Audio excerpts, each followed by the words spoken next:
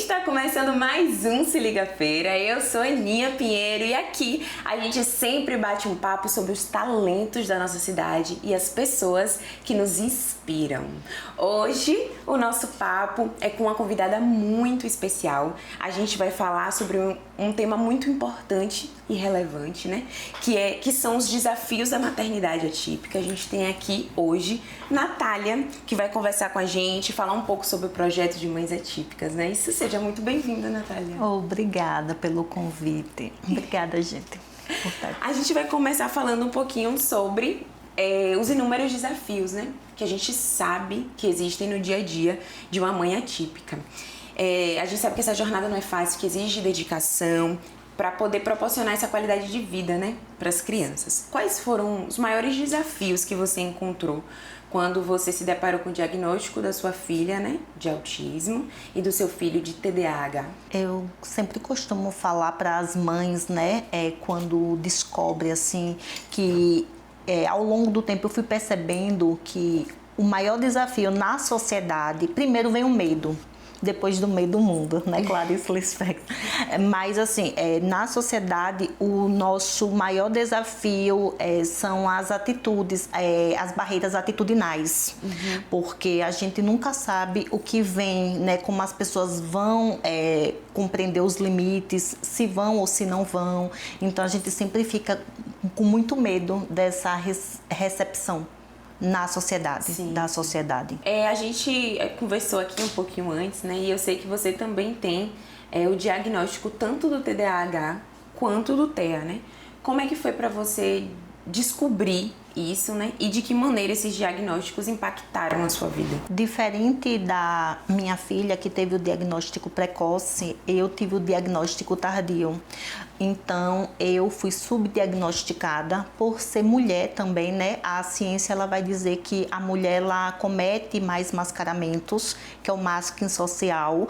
Essa questão também do gênero, existem muitos atravessamentos, a gente sabe disso, que o diagnóstico não é acessível para todos, Sim. né? Tem a questão da classe também, mas para mim foi algo tardio, com subdiagnósticos, porque antes eu fui diagnosticada com borderline, uhum. com TAG,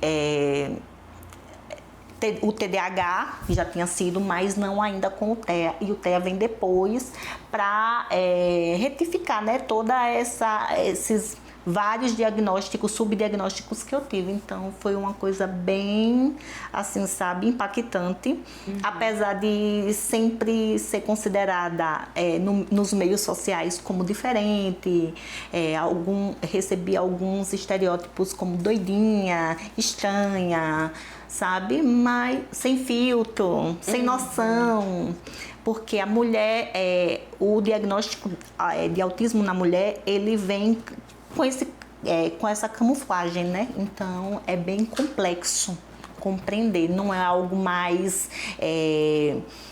prático e aparente como em meninos. Tanto que houve um tempo na história que o diagnóstico era apenas para meninos, uhum. sabe? Aí a ciência vem tentando desmistificar isso. É por isso que o autismo tem um símbolo azul, por exemplo, porque entendia-se que era só meninos que tinham esse diagnóstico. Sim. Mas não. E é isso.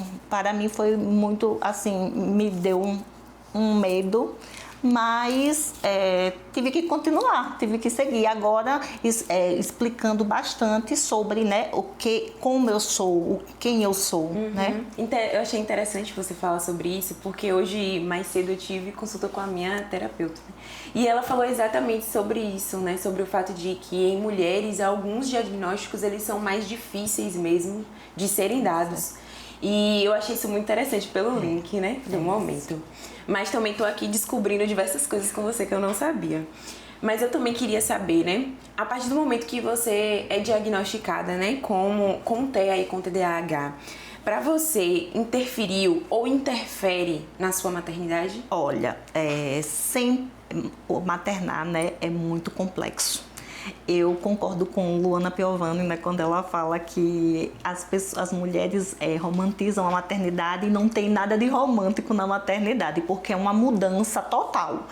E para mim, maternar sempre foi complicado, difícil mesmo. Mas a maternidade atípica, ela é muito mais puxada. Existe uma cobrança maior, porque parece que a gente precisa dar resultado para a sociedade o tempo todo, sabe? Desconstrói a ideia do filho ideal, do filho perfeito. Sim. E aí você recebe, né, o diagnóstico da sua realidade, que o seu filho agora é esse diagnóstico para a sociedade, e você tem que desfazer o tempo todo essa ideia. Porque seu filho não é o diagnóstico. Sim. Seu filho é o seu filho, é uma criança como qualquer outra criança, mas a sociedade nunca vai enxergar seu filho como uma criança, vai ser sempre um diagnóstico. Então, se ela chora é porque ela é autista, se ela faz birra é porque ela é autista, e a gente tem que ficar desconstruindo isso o tempo todo. Cansativo, é muito cansativo, né? E tem que explicar. Uma vez, minha filha estava na terapia, ela pequena ainda, porque Thalita teve o diagnóstico precoce, e ela estava aguardando na recepção porque não teve um terapeuta para aquele horário, porque ela fazia a tarde toda sem pausas. Só que aí o daquele horário não foi, ela tinha esse horário vago. E ela começou a dar crise, porque ela não sabe esperar. E ela começou a dar crise, aí se jogou no chão, começou a bater a cabeça. E eu comecei a fazer vídeo, porque eu precisava documentar alguns comportamentos de Thalita para poder mostrar, inclusive nas terapias. Sim. Já que ela era tão pequena e eu precisava de tudo que eu pudesse confirmar. E aí um senhor passou para ir para o atendimento e ele disse assim: se fosse minha filha, eu já tinha dado uns tapas. Se tá desse tamanho fazendo isso, quando crescer vai estar batendo na mãe. Então, assim, como é que ele, assim, sabe que ali é um ambiente terapêutico, que é um lugar onde tem várias terapias, onde crianças fazem terapia. E como ele tem esse julgamento, faz esse julgamento, né? Então, quase sobre isso, o tempo todo tentando desconstruir, viver com esses julgamentos, sabe? É bem complexo.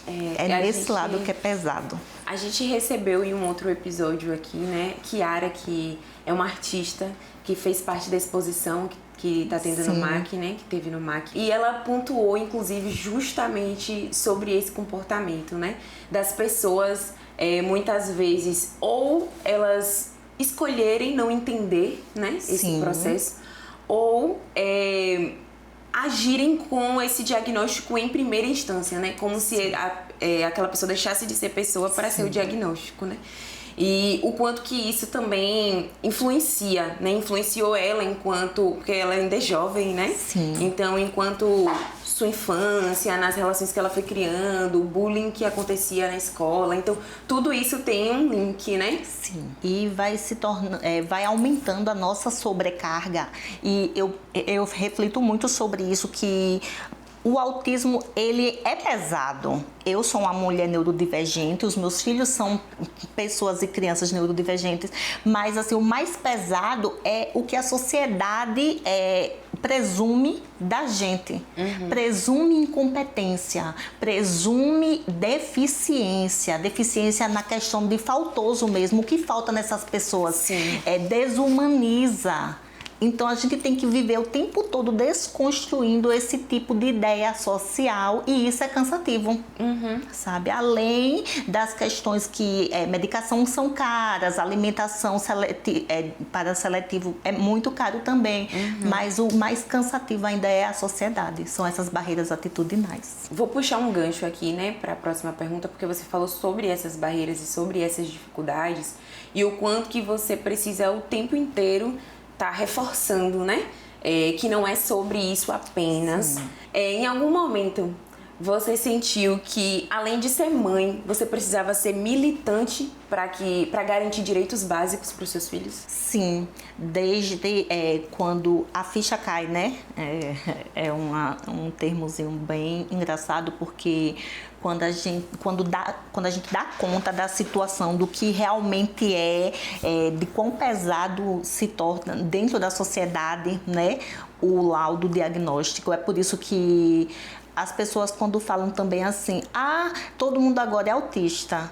Qual é o benefício de ter um diagnóstico e você ser estigmatizado, sabe?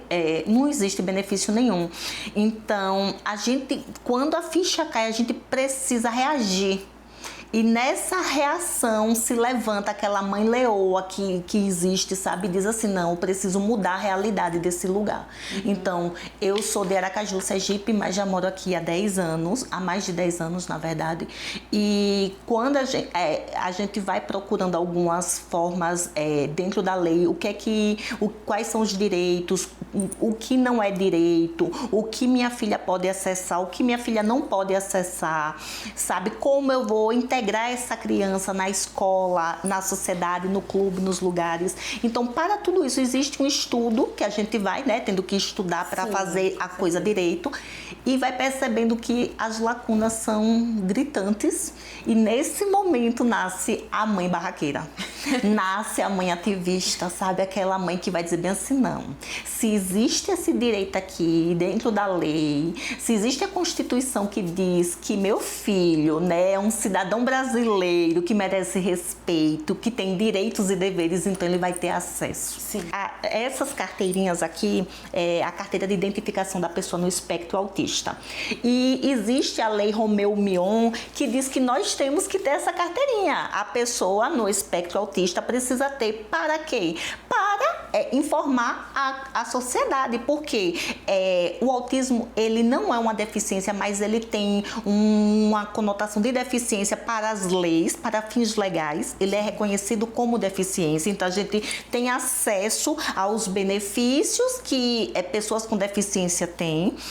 E a gente precisa comunicar isso porque é algo oculto. Não existe cara de autista, autista com cara de autista. Então, por ser algo oculto, a gente precisa sinalizar. A CIPTE é uma sinalização desse direito da gente. É o que sinaliza quando a minha filha está tendo uma crise, que ali é uma crise, ali não é uma birra. Sim. E aqui em Feira de Santana, nós tínhamos essa política pública guardada na gaveta. No ano de 2022. Aí as mães atípicas foram para a secretaria, porque assim, para fazer, a gente fazia online, na internet, comprava na internet e fazia individual, fazia a produção, comprava o cordãozinho para poder comunicar para a sociedade, né? Só que aí tem essa lei. E essa lei diz que todo município, todo lugar precisa ter essa carteira dada pela Secretaria de Saúde, de maneira gratuita. Ou seja, aí a gente foi para a Secretaria de Saúde, a gente meio que acampou na Secretaria de Saúde, as mães, sabe? É todo um movimento que a gente cria e deu certo. Hoje ela é uma realidade aqui na nossa cidade.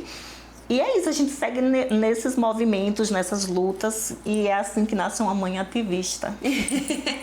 Natália, eu vou trazer agora uma coisa que a gente já falou ali no iniciozinho do programa, mas a gente estava falando sobre essa questão da maternidade ser um pouco romântica, né? Sim. Você acha que existe essa romantização da maternidade, principalmente ali nas redes sociais? Sim, existe. E isso também vai estar muito nítido nas questões de classe, né? Quando uma família que tem um poder aquisitivo maior, quando ela aparece nas redes sociais, ela não vai aparecer chorando, contando que é muito difícil, que são noites perdidas, que são muitos atravessamentos. Ninguém vai falar isso nas redes sociais. Então, quando fala de autismo, aí vem Marcos Mion, né? Com aquele processo. Eu gostaria, se eu pudesse ter meu filho autista novamente, eu teria. Se eu pudesse escolher. Não é nada disso,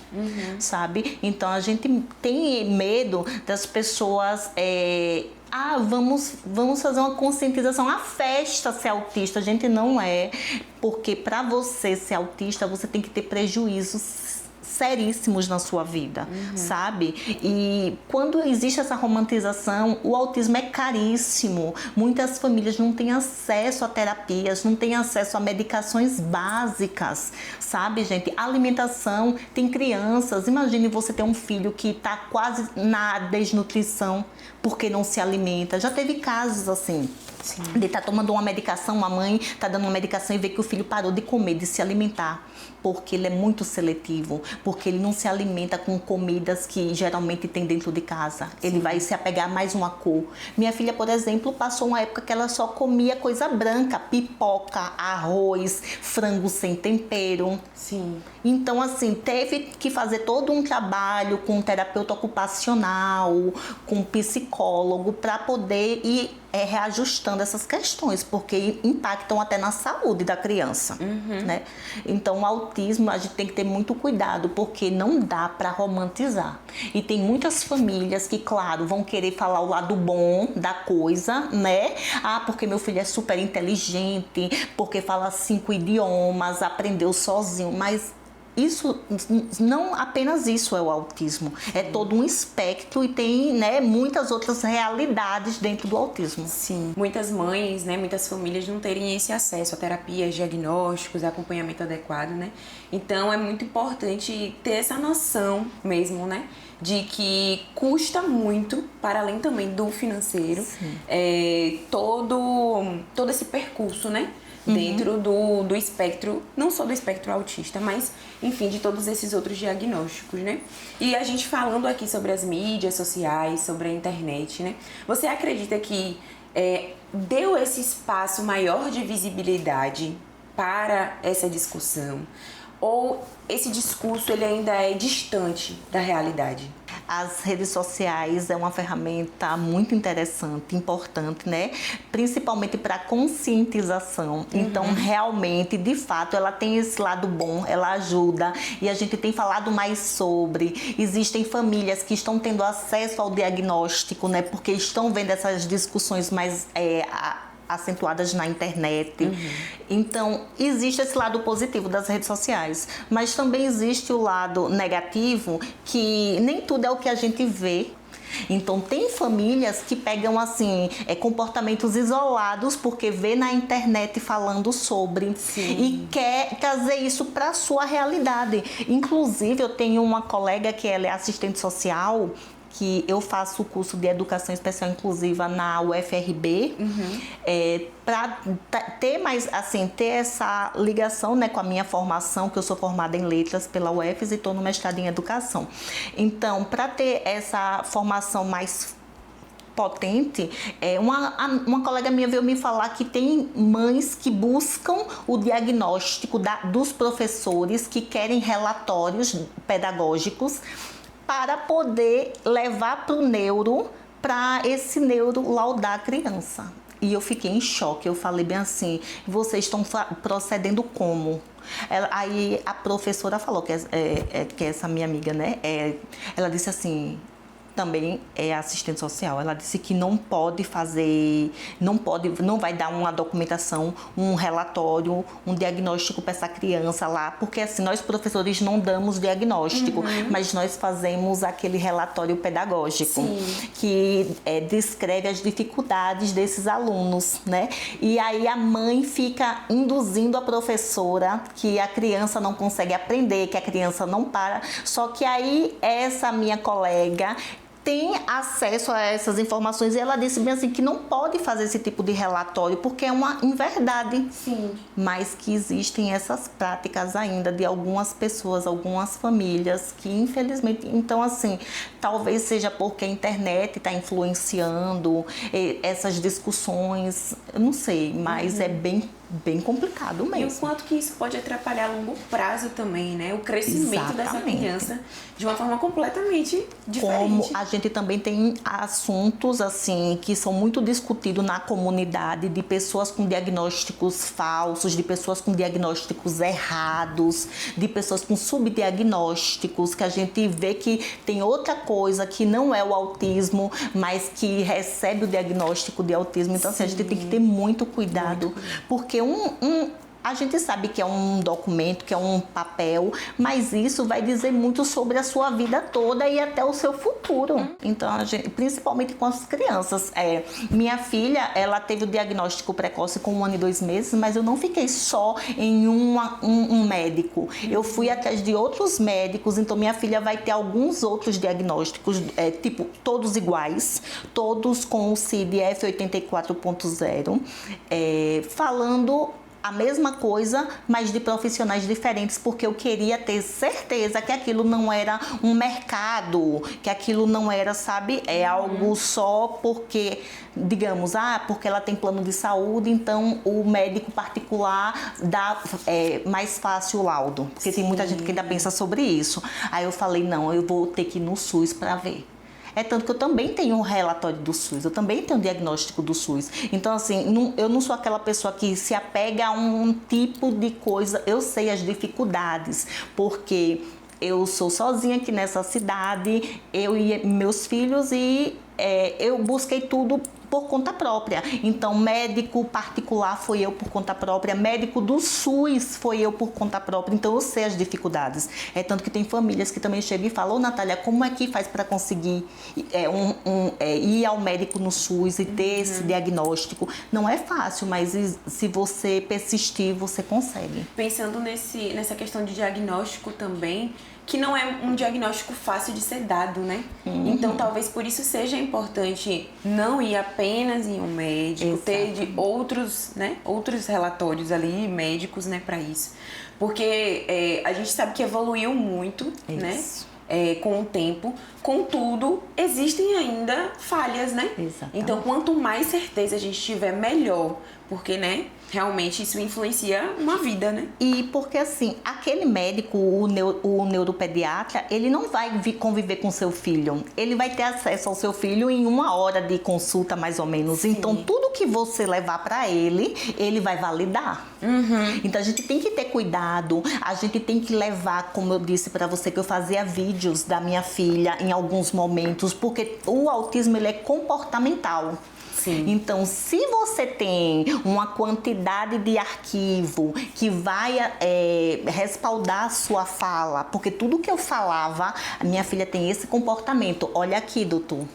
Minha filha faz desse jeito, olha aqui, doutor. Por causa da idade dela, a gente também tem que separar o que é da idade e o que é do autismo, do transtorno. E eu sempre digo, agora mesmo uma colega minha veio me chamar no Instagram, no direct, porque ela disse que tem algumas características, que eu fiz um post colocando que a mulher autista recebe algumas características, né? Você é tímida demais, você é isso. Ela disse, amiga, eu tô com muita dúvida porque eu recebo muito dessas características. Aí eu disse, não, mas não é assim.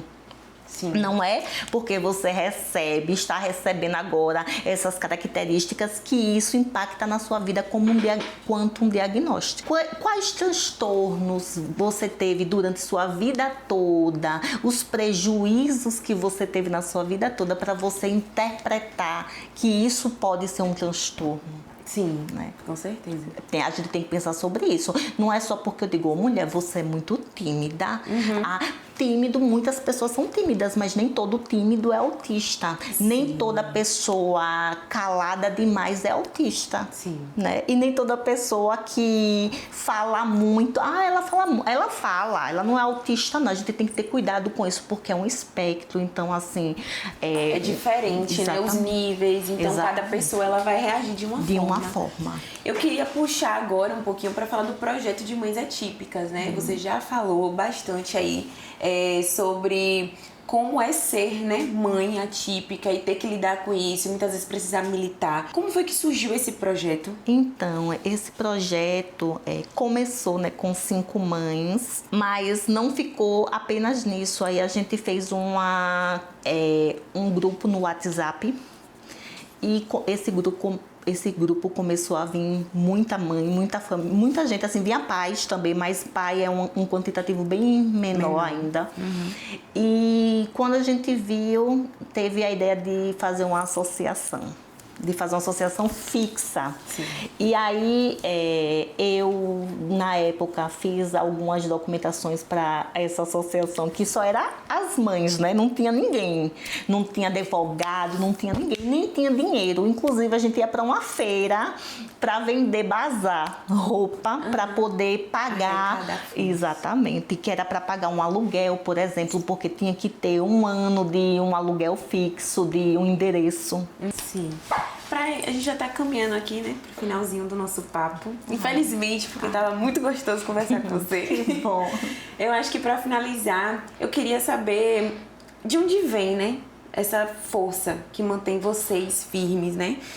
São tantas lutas, são tantas intempéries no caminho, né?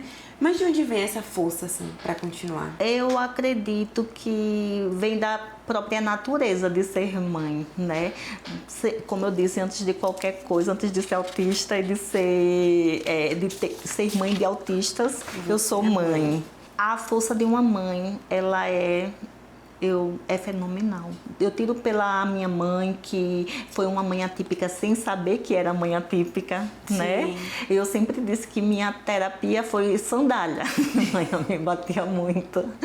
Mas, de alguma forma, deu resultado. E não tão positivo, mas não façam isso, viu, gente?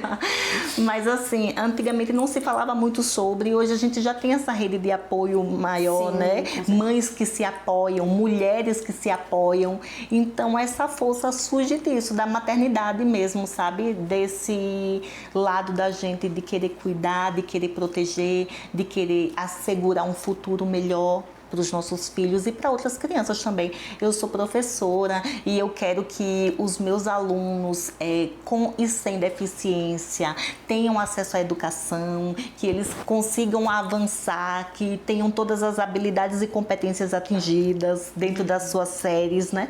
E é isso. Eu acho que é esse sentimento mesmo de mãe. Sim. Ai, foi muito bom conversar com você. Obrigada. Muito obrigada pela sua presença. Obrigada. Eu tenho certeza que o pessoal de casa compreendeu um pouco mais, né, sobre o que é ser uma mãe atípica, né, sobre os percalços, sobre essa força. Eu acho que não é uma vivência individual, né, como você falou. São famílias, né, que precisam ser vistas, que precisam ser ouvidas. Então, que bom que você pôde estar aqui hoje conversando comigo. E é isso, muito obrigada. Obrigada a você por ter convidado, por ter dado essa possibilidade de fala, né? E por mostrar para a sociedade que existem mães atípicas e que as mães atípicas são importantes na sociedade. Com certeza. Né? Que a gente também está formando outras pessoas para estarem na sociedade também. E é isso. Obrigada. E você aí de casa que nos acompanhou até aqui, muito obrigada. A gente tem encontro marcado na semana que vem, tá?